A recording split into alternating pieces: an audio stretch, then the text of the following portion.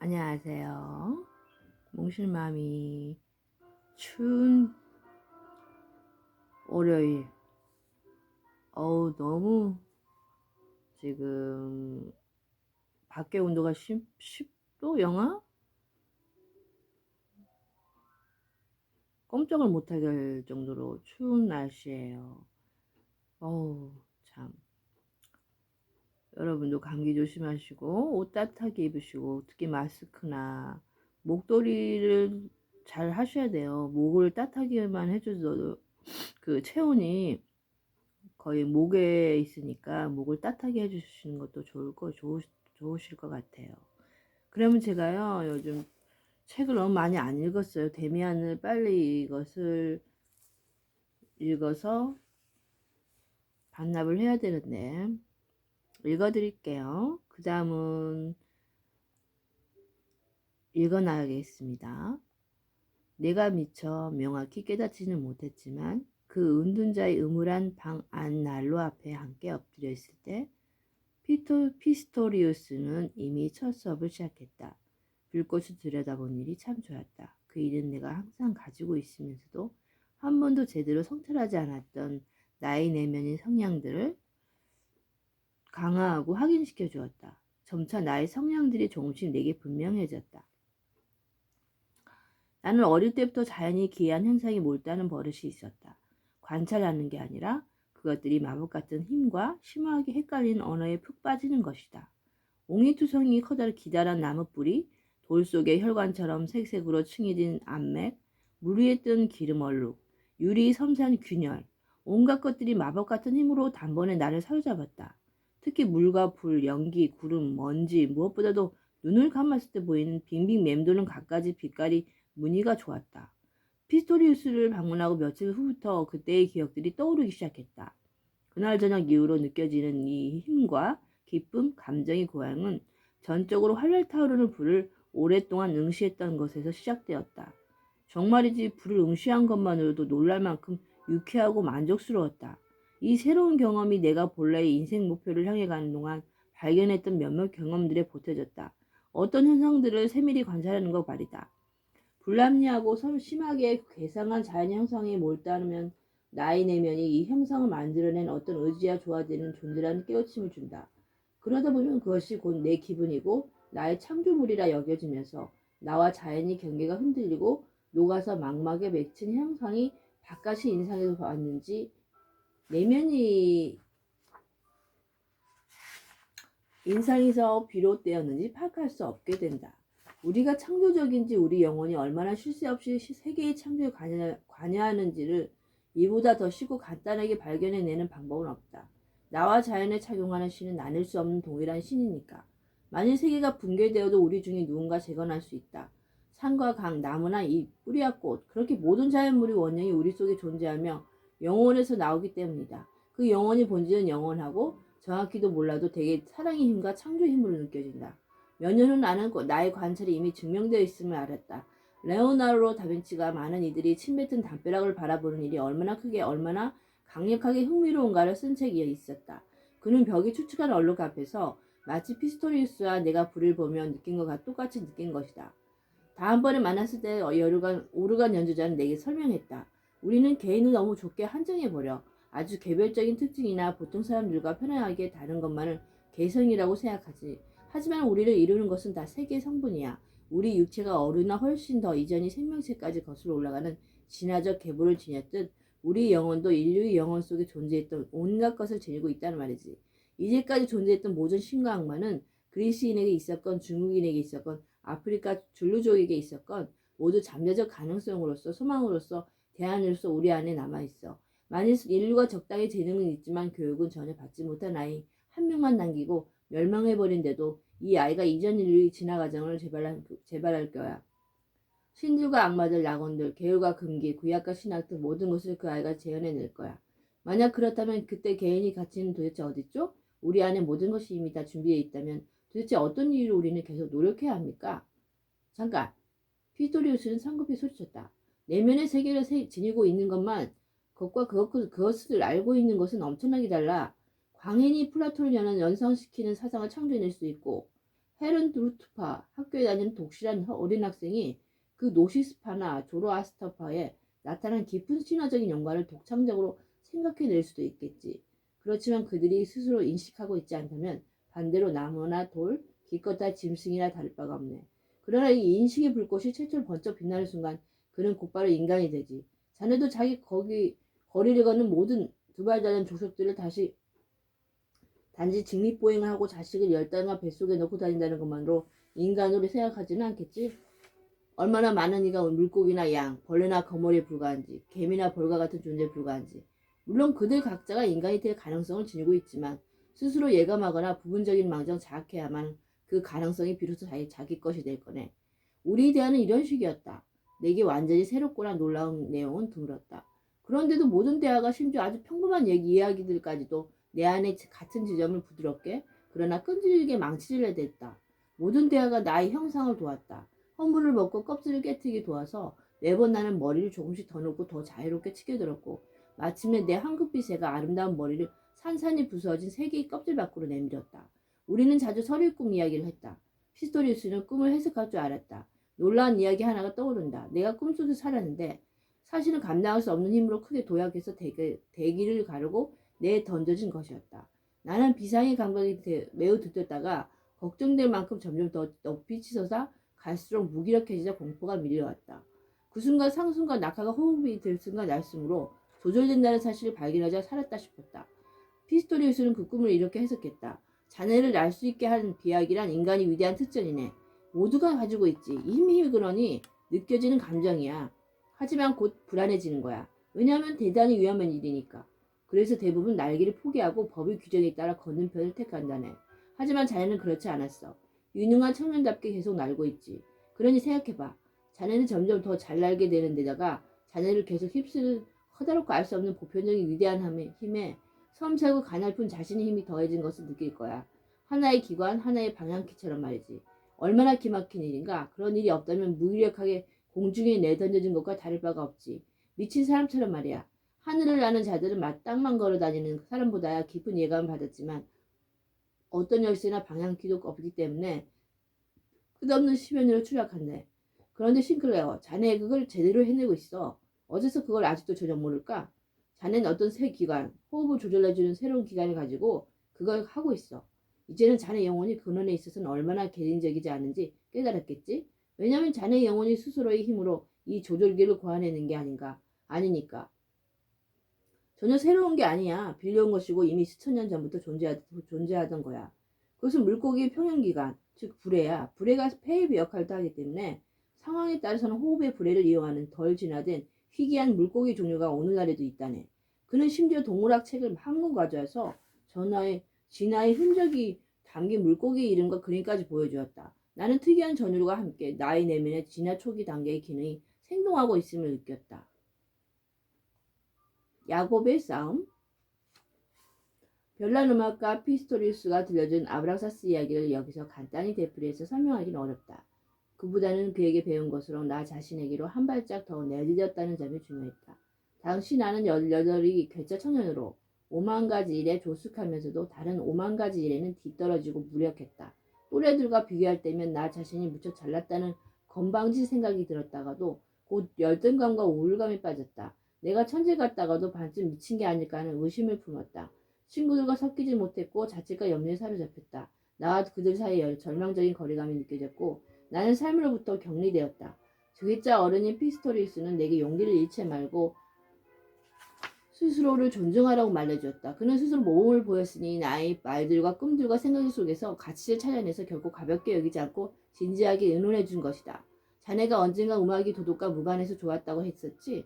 그 말에 의의를 제기하는 건 아니야. 하지만 그 경우 자네는 스스로 도덕가가 되어서는 안 돼. 타인과 자신을 비교해서도 안 돼.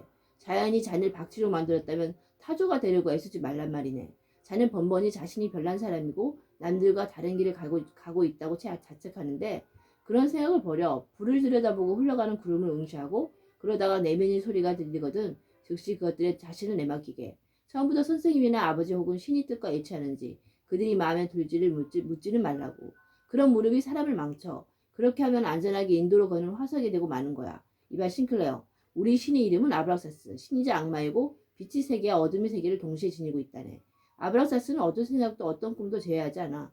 그 점을 결코 잊지 말게. 그러나 만약 자네가 흠잡을 데 없이 모범적이고 평범한 사람이 되어버리면 그건 당신을 버릴 거야. 당신을 버리고 자기 사상을 요리하기 위한 새로운 그릇을 찾아갈 거야. 나는 여전히 그 어두운 사랑의 꿈을 가장 자주 꿨다. 내가 대문이 새 문장을 빛을 지나 옛 우리 집에 들어가 어머니를 포용하는데 다시 보니 어머니 대신 키가 크고 반은 남성이고 반은 여성인 자를 끌어안는 꿈 말이다. 나는 그녀가 두려우면서도 그녀에게 강렬하게 끌린다. 이 꿈만은 피스토리스에게 이야기할 수 없었다. 다른 온갖 이야기는 그에게 다 하면서도 그 이야기만 남겨두었다. 그 꿈은 나의 인신처이며 나의 비밀이며 나의 피난처였다. 심정이 착잡할 때면 피스토리우스에게 북스테후테의 파사칼레아를 연주를 부탁했다. 그러고는 어스르드만 저녁에 교회 안에서 자연히 내면으로 빠져들어 스스로에게 귀를 기울이고 있는 듯한 이 기이하고 친숙한 음악에 빠져 넋을 놓고 앉아 있었다. 그 음악을 들으면 항상 편안해졌고 영혼의 소리에 더 잘 기울이게 됐다. 오래간 소리가 이미 잦아든 뒤에도 우리는 잠시 교회 안에 멀며 희미한 저녁빛이 고딕식 창문을 통해 비치다가 잊고 사라져버리는 것을 바라보곤 했다. 내가 이제는 신학자였고 하마터면 목사가 될 뻔했다는 이야기가 어쩌면 우습게 들릴지도 모르겠네. 하지만 그 일은 형식상의 오류에 불과해. 목사는 여전히 나의 현주이고 나의 목표지. 단지 나는 너무 일찍 만족했고 아벨사스를 알기도 전에 여호와의 몸을 맡겼던 거야. 모든 종교는 아름다워. 종교는 바로 영혼이지. 그래서 사람이 그리스도교의 만찬을 먹든 메카로 순례를 가든 그것은 마치 매한가지야. 그렇다면 당신은 진정한 목사가 될 수 있었을 텐데요? 아니 싱클레어 그렇지 않아. 그런 나름 거짓말을 해야 했을 거야. 우리 종교는 마치 완전히 무익한 것처럼 행해지고 있어. 최악의 경우에는 카톨릭 교도가 될 수도 있겠지만 신교의 목사라니 절대 안 돼. 얼마 안 되는 진짜 신자들을 몇 명 알고 있었는데 그들은 성경을 완강히 묻자 그대로의 뜻으로만 믿고 있어. 내가 그들에게 그리스도는 개인이 아니라 영웅이자 신화이자 인간성의 영혼인 벽에 비쳐서 나타난 거대한 그림자상이라고 어떻게 말할 수 있겠나? 아니면 현명한 설교를 들으려고 임무를 다 이행하고 태만하지 않으려 교회에 나오는 사람들에게 대체 내가 무슨 이야기를 할 수 있겠나? 개종시키라고? 지금 그 얘기지? 난 그럴 뜻이 전혀 없네. 목사는 개종시키는 사람이 아니야. 단지 신자들 사이에서 자기와 같은 사람들 사이에서 살아가는 자라네. 우리 내면에서 신을 만들어내는 감정들이 전달자이다 표현자들이기 바랄 뿐이네.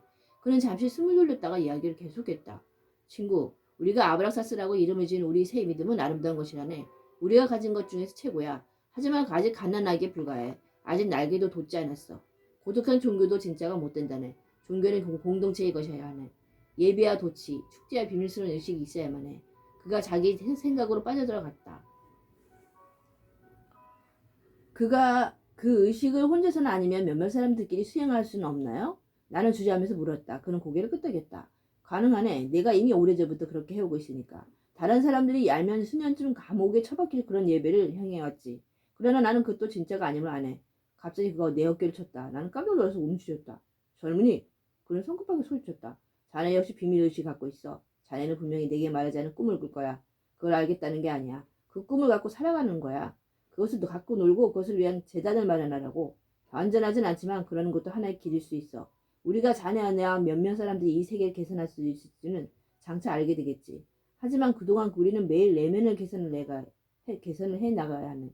안 그러면 우리 존재는 의미가 없어. 잊지 말게 싱클레어. 자넨 이제 18이니 매춘부의 뒤를 따라가진 않겠지? 분명 사랑에 대한 꿈이나 욕망이 있을 거야. 아마도 그것에 공포를 느끼는지도 모르겠는데 그러지 말게. 그거야말로 자네가 가진 가장 좋은 것일 테니까. 내 말을 믿게. 내가 자네 나이 때 사랑의 꿈을 억누르라고 너무 많은 것을 잃었어. 그래서는 안 돼. 아브락사스를 아는 사람에는 더 이상 그래서는 안 돼. 두려워해서는 안 되고 영원히 열망하는 것들을 금지시켜도 안 돼. 나는 깜짝 놀라 그의 말에 반박했다. 하지만 마음에 떠오르는 일을 다 해도 되는 건 아니죠. 마음에 들지 않는다고 사람을 죽여서는 안 되니까요. 그는 내게 다가섰다. 형편에 따라서는 그것도 허용될 수 있어. 대기는 오해로 인한 실수가 될 확률이 높겠지만 뇌리에 떠오르는 일은 그냥 다 해쳐버리는 거야. 아니야. 그건 아니야. 다만 충분히 이해가 되는 생각들을 무작정 배척하거나 도덕적인 잣대를 들이대서는 내치지는 말라는 말이야. 자기 자신 혹은 누군가를 십자가에 못 박는 대신 엄숙한 생각으로 와인을 마시며 희생의 비법을 생각해내 볼 수도 있는 거야. 물론 그런 행위를 없이도 자네는 충동과 유혹을 존경과 사랑으로 바꿀 수 있을 거네. 그제서야 그것들이 의무를 드러낼 거라네. 정말이 다 의미가 있다니까. 싱클레어 혹시 정말로 미친 생각이나 사악한 욕망이 들거든. 누군가를 죽여버리거나 얼토당토하는 추잡한 일을 저지르고 싶어지거든. 그 순간 아브락사스가 자네의 내부에서 그렇게 공상하고 있다고 생각하네.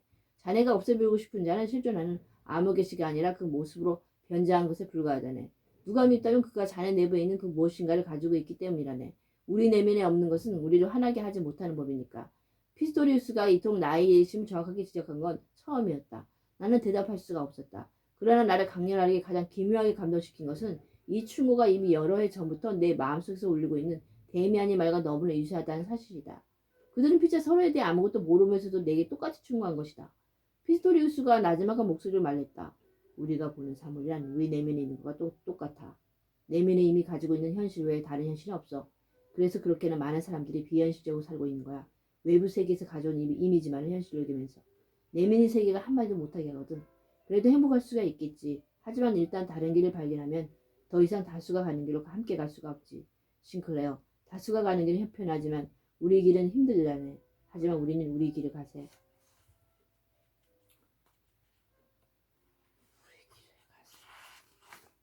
이후 2차례나 그를 기다렸다가 못 만난 며칠 후 나는 그가 늦은 밤 혼자 만취해서 찬바람을 맞으며 비틀비틀 모퉁이를 걸어오는 것을 보았다.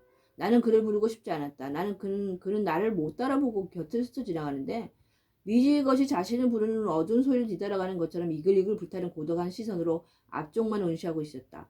나는 거리 하나만큼 뒤처져서 그를 따라갔다. 그는 보이지 않는 철사줄에 쭉 끌려가도 광신적이지만 흐트러진 걸음걸이로 마치 유령처럼 걸었다. 초연한 심정이 하되어 나는 집으로 고는 얻지 못한 꿈의 세계를 되돌아왔다. 저런 식으로 내면의 세계를 새롭게 하겠다니. 나는 생각했다. 그러나 다음 순간 그게 저속하고 너무 도덕적이라고 느꼈다. 그의 꿈에 대해 내가 뭘 아는가. 그는 그렇게 취한 속에서도 내가 불안스럽게 나의 길을 가는 것보다는 훨씬 더 알아서 확실히 그의 길을 가고 있는 것이리라. 몇 번인가 나는 수업 시간에 쉬는 시간에 이전까지도 한 번도 눈여겨본 적이 없는 동급생 하나가 내게 접근하려고 애쓰는 것을 느꼈다. 자꾸 연약해 보이는 야인 아이로 가늘고 붉은 기가 도는 금발이었다. 그의 시선과 태도에서 무언가 특이한 것이 느껴졌다. 그러던 어느 날 저녁 학교길에 그 동급생이 골목에서 기다리고 있었다. 그는 내가 자기 앞을 지나쳐 버릴 때까지 기다렸다가 다시 내 뒤를 따라서 우리 집 앞까지 왔다. 내게 할 말이 있니? 내가 먼저 물었다. 그는 수줍은 듯이 말했다.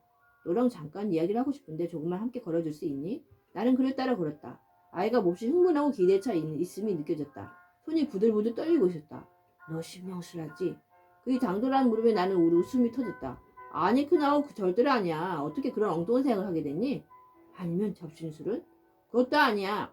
아 그렇게 그 말문을 닫아보지 말고 나는 되게 뭔가 특별한 거 있다는 거 알아. 내 눈빛을 보면 알 수 있지. 틀림없이 넌 심령즈가 접촉하고 있어. 그냥 호기심에서 던져보는 질문이 아니야. 시끄러요. 그런 게 아니라고? 나도 구조자는 말이야. 그래서 너도 알겠지만 너무 외로워. 나는 그를 격려했다. 자세히 말해봐. 난 심령에 대해서는 정말 아무것도 몰라. 난 단지 내 꿈속에서 살고 있었을 뿐인데 그걸 내가 느낀 모양이야. 남들도 나 꿈속에서 살긴 하지만 그들 자신의 꿈이 아니지. 그게 나와의 차이점이야. 그가 낮은 목소리로 말했다. 그래 그럴지도 몰라. 그 어떤 꿈속에서 살아가는지 중요하지. 혹시 선한 마술에 대해 들어봤니? 나도 모른다고 대답했다. 자기 자신을 통제하는 방법이야. 그걸로 널 불멸의 존재가 될 수도 있고 사람들을 홀릴 수도 있지. 그런 연습을 한 번도 해보지 않았다고? 내가 이 연습에 대해 호기심이 생겨서 그렇게 묻자 그는 처음에는 대답을 안 하려고 하다가 내가 가버리려고 하자 그제서야 털어놓았다. 나는 잠들기 직전이나 정신을 집중하려고 할 때 그런 연습을 해. 뭔가를 예를 들어서 어떤 낱말이나 이름이나 기하학적 도형을 상상하지. 그러고 나서는 최대한 집중해서 그것을 내 안에 집어넣는 상상을 해. 내 머릿속에서 실제로 그것이 느껴질 때까지 말이야. 그 다음에는 목구멍까지 차오르도록 내 몸속에 완전히 가득 찰 때까지 그렇게 하는 거야. 그러면 나는 바위라도 된 듯이 아주 확고해지고 그 어떤 것도 나의 이 안정감을 부수하지 못하지. 나는 그의 말을 어렴풋이 이해했다. 그런데 뭔가 진짜 고민거리가 되어 있다고 확신했다. 그는 이상스러우리만치 흥분했고 안절부절했다. 나는 그가 더 명확하게 질문할 수 있게 도와주었고 그는 곧 자신이 최대 관심사를 털어놓았다. 너도 금욕하고 있지? 그는 불안한 어조로 내게 물었다. 그게 무슨 뜻이야? 성적으로 말이야? 그래 그건 난 2년째 금욕하고 있어. 그 가르침을 안 이유로 말이야. 너도 이미 알다시피 그전에는 나도 방탕한 짓을 하고 다녔지. 넌 여자랑 잡은 적이 한 번도 없니? 없어. 내게 알맞은 여자를 못 찾았거든. 그럼 내 맘에 든 여자를 찾으면 그녀와 잘 거야? 물론이지. 만약 그녀도 여유가 없다면. 난 약간 빈정거렸다. 아, 넌 완전히 잘못된 길을 가는 거야. 내적인 힘은 철저한 구력 상태에서만 형성될 수 있어. 나는 2년째 구력을 했어. 2년하고도 한 달이 넘도록. 정말 힘들었어. 번번이 더 이상 참을 수 없는 지경에 이르렀다고. 이봐 크나워, 나는 금욕이 그렇게 중요하다고 생각하지 않아. 그래, 다들 그렇게 말하지. 그렇지만 너까지 그렇게 말할 줄은 몰랐어. 보다 더 높은 정신적인 길을 가고자 하는 사람은 순결을 지켜야 해, 무조건. 그럼 그렇게 해. 하지만 나는 왜 성을 억제하는 사람이 그렇지 않은 사람보다 더 정결하다는 건지 잘 모르겠어. 넌 성적인 것을 너희 생각과 꿈에서 완전히 몰아낼 수 있어? 그는 절망적인 표정으로 날 쳐다보았다. 아니, 도저히 안 돼. 아, 그래도 그래야지. 달면 난 내 자신에게도 말할 수 없는 꿈들을 끔찍한 꿈들을. 나는 피스토리우스 이야기가 떠올랐다. 그러나 그의 말에 아무리 오라도 그 말을 그대로 전달할 수는 없었다. 내 경험에서 얻지 않은 혹은 내가 지킬 자신이 없는 충고를 건넬 수는 없으니까. 나는 입을 다물었다. 내게 도움을 청하는 얘기 아무런 충고도 해줄 수 없다는데 깊은 굴욕감을 느꼈다. 쿠나워가 옆에서 계속 한탄했다. 나는 온갖 실험 다 해봤어. 가능한 한 모든 방법은 다. 냉수욕에 눈으로 몸도 비벼보고 체조와 달리기까지 해봐도 아무 소용이 없어. 매일 밤 나는 생각조차 하지 말아야 할 그런 꿈을 꾸다가는 깨는 거야. 더 두려운 건 그런 꿈들 때문에 내가 배웠던 정신적인 부분들을 차츰 잃어간다는 사실이야. 더 이상 마음을 집중하거나 스스로 잠들 수도 없어. 하룻밤을 꼬박 두 눈으로 지새우는 일도 잦아. 이렇게는 더 이상 못 버티겠어. 만약 내가 이 싸움에서 진다면, 결국 굴복해서 다시 더러워진다면 그때는 애당초 한 번도 싸우지 않았던 사람보다 더 사악해지는 거겠지? 내 말 이해하지? 나는 고개를 끄덕였지만 한마디도 할 수 없었다. 그 이야기가 지루하게 느껴지기 시작했고 그의 깊은 고통과 절망이 공감되지 않다는 사실이 무척 놀랐다. 내 느낌은 이것뿐이었다. 난 널 도와줄 수 없어. 그러니까 넌 내게 해줄 말이 한마디도 없다는 거야? 마침내 그가 지치고 슬픈 목소리를 말했다. 전혀 아무것도 없어. 한 가지쯤은 있을 텐데 대체 너는 어떻게 하고 있니? 크나워, 난 내게 아무 말도 해줄 수가 없어. 이런 문제는 누가 누구를 도울 수가 없어. 나도 아무에게도 도움을 받은 적이 없거든. 그저 스스로에 대해 곰곰이 성찰해서 내 본질에서 진정 원하는 대로 행동해야 해. 다른 방법은 없어. 내 스스로의 힘으로 자기를 찾을 수 없다면 넌 어떤 마음도 발견해낼 수 없으리라는 건 확실해. 그 꼬마 친구는 깊이 실망해서 말을 멈추고는 나를 쏘아보았다. 그러더니 갑자기 중호에 불타오는 시선으로 나를 노려보며 이마를 찌푸렸고 난폭하게 외쳤다. 정말 근사한 성인군자라곤 너도 악덕을 같다는 걸 알고 있어. 엄청난 현자인 척하지만 뒤에서는 난 몰래 나나 다른 사람들 똑같은 취약한 짓거리에 매달려 있잖아. 너도 돼지야, 돼지. 나처럼 우리는 다 돼지라고. 나는 우두커니 서 있는 그를 내버려둔 채 그 자리를 떠났다. 그는 두서너 발쯤 나를 따라오다가 몸을 돌려 반대 방향으로 뛰어가 버렸다. 나는 동정과 혐오가 뒤범벅인 심정으로 심한 구토증을 느꼈다. 집으로 돌아 조그만 내 방에서 두서너 장의 그림을 주위에 세워놓고 간절한 내심의 동경으로 내 자신이 꿈에 몸을 아끼고서야 진정되었다. 꿈이 집이 문과 문장과 어머니와 낯선 여인에 관한 나의 꿈이 다시 나타나자마자 나는 그녀의 표정이 너무나 생생해 보여서 당장 그리기 시작했다. 15분 중 꿈꾸던 무의식 중에 스케치를 그려서 마치는 여치로 그림이 완성되자 나는 그것을 벽에 붙이고 탁상용 램프를 그 앞에 옮겨다 놓고는 생사를 결판낼 때까지 싸워야 할 유령에 대적하는 심정으로 그림 앞에 다가갔다. 그 얼굴은 이전에 그렸던 얼굴들, 나의 친구 데미안과 닮았고 심지어 날 닮은 두 부분도 있었다. 한쪽 눈이 표시가 날 만큼 다른 눈보다 위쪽에 붙었는데 눈매는 숙명적으로 충만한 채 내 머리 너머를 골똘히 응시하고 있었다. 그 그림과 마주서자 내면이 긴장함으로 가슴속까지 싸늘해졌다. 나는 그림에게 말을 걸었고 비난했고 어머니라고 불렀고 애인이라고 불렀으며 내 친구이며 천한 여자라고 불렀고 또 아브락사스라고도 불렀다. 피스토리우스의 말이 아니 데미안이 말이었던가 언뜻 생각났다. 언제 말인지 기억나지는 않지만 그 순간 그것이 다시 귓가에 들렸다. 야곱과 신이 천사 사이의 싸움에 관한 말이었어. 그대 나를 축복지 않는다면 내 그대를 놓아주지 않으리로다 하였다. 그림 속 얼굴은 램프의 불빛을 받으며 내 부름에 따라 변했다. 환하게 빛났다가 검고 어두워졌고 생기 없는 눈 위로 창백한 눈꺼풀이 감겼다가 다시 뜨면 눈동자가 타는 듯한 광채를 빛냈다. 여자인 동시에 남자였고 소녀였고 조그만 아이였고 짐승이었다. 몽롱하게 반점처럼 보이다가는 다시 크고 분명해졌다. 마지막에 나는 내면이 강력한 부름에 따라 두 눈을 감았다. 그러자 얼굴이 한결 더 강하고 힘찬 모습으로 변해갔다. 나는 그 앞에 무릎을 꿇으려 했다. 그러나 그것이 내 자신 내부에 너무 깊이 들어와 있어서 마치 온통 내 자신이 되어버리기라도 한 것처럼 그것을 내게서 분리해낼 수가 없었다. 그러자 봄이 폭풍처럼 어둡고 무겁게 포효하는 소리를 들었다. 말로 표현할 수 없이 낯선 경험에 대한 공포로 몸이 떨렸다. 별들이 내 앞에서 명령했고 잊고 있던 유년 시절이 아니 존재 이전이 시기와 생성의 초기 단계까지 이르는 추억이 내 곁으로 흘러내려 나를 밀치고 스쳐갔다. 내 생활의 모든 은밀한 비밀이 되풀이되는 듯한 이 추억들은 어제 오늘 끝나버린 것이 아니라 그 너머의 미래까지 비추어서 오늘로부터 나를 분리시켜 더 새로운 생활의 형식으로 이끌어갔다. 그 형상들은 굉장히 눈부실 정도로 명쾌하게 빛났지만 나는 나중에 그것들 중 어느 것도 정확히 기억해낼 수 없었다. 이 정도라고요. 조금 잠시 후에 지금 커트될 수가 있으니까요. 잠시 후에 와서 다시 읽어드릴게요. 잠시만요.